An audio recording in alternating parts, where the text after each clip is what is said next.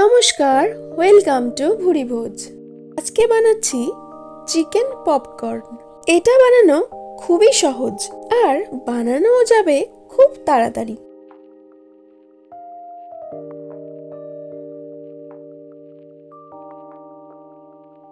শীতের সন্ধে কিংবা বর্ষার সন্ধে যখন ক্রিস্পি কিছু খেতে ইচ্ছে করে তখন এটা বানিয়ে ফেলুন একবার। আর টেস্ট কেমন হবে সেটা তো বানানোর পরেই বুঝতে পারবেন।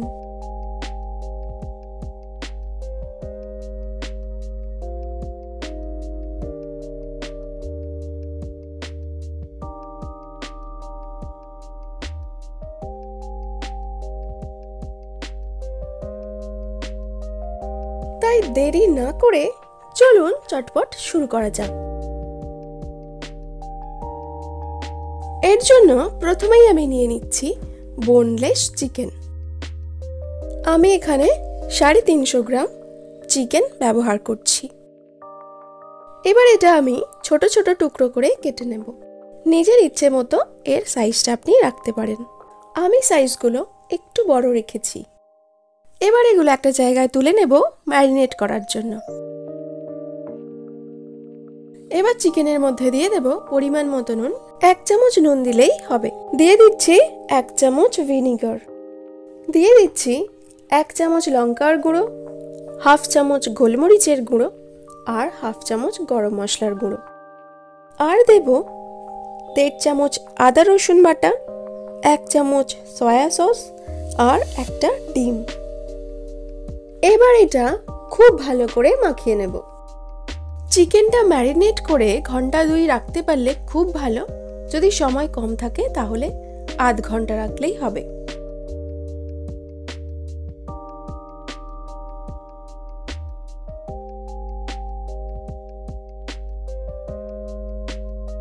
ফ্রিজে রাখার আগে আমি দিয়ে দিচ্ছি 1 চামচ মতো অরিগ্যানো।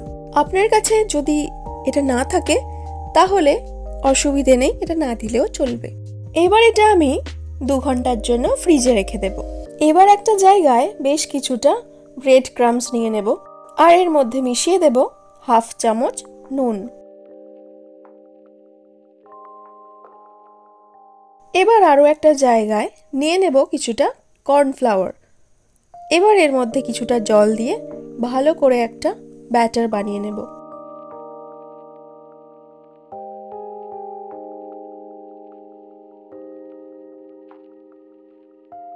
এবার ম্যারিনেট করার চিকেনের টুকরোগুলো নিয়ে প্রথমেই ব্রেড ক্রাম্বসে ভালো করে কোট করে নেব। তারপর সেগুলো নিয়ে কর্নফ্লাওয়ারের ব্যাটারের মধ্যে চুবিয়ে আরও একবার ব্রেড ক্রাম্বসে কোট করে নেব। এইভাবে প্রত্যেকটা চিকেনের পিস ডাবল কোট করে নেব। আপনি চাইলে কর্নফ্লাওয়ারের বদলে ডিমের ব্যাটারও বানিয়ে নিতে পারেন।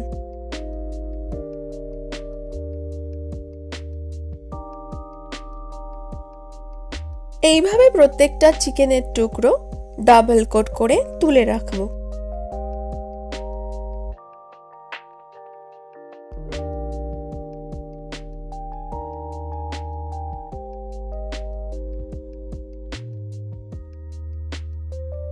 এবার একটা কড়াইতে সাদা তেল নিয়ে তেলটা খুব ভালো করে গরম করে নেবার পর চিকেনের পিসগুলো একটা একটা করে এর মধ্যে ছেড়ে দেব। এবার মিনিট 5 ধরে মিডিয়াম ফ্লেমে চিকেনগুলো ভালো করে ভেজে নেব।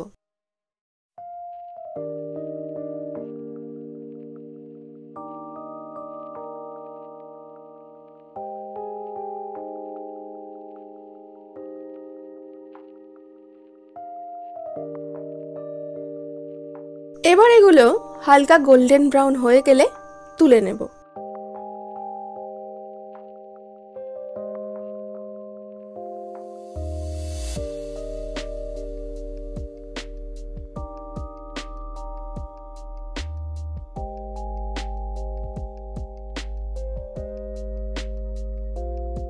এবার বাকি চিকেনগুলোও একইভাবে ভেজে নেব।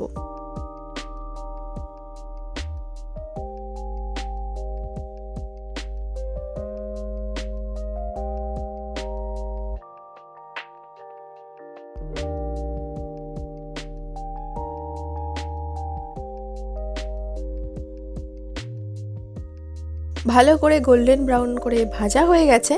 এবার এগুলো তুলে নেব। এবার টমেটো কেচাপ দিয়ে গরম গরম সার্ভ করে দেব। অবশ্যই এটা বাড়িতে একবার ট্রাই করে দেখবেন, সবার ভালো লাগবে।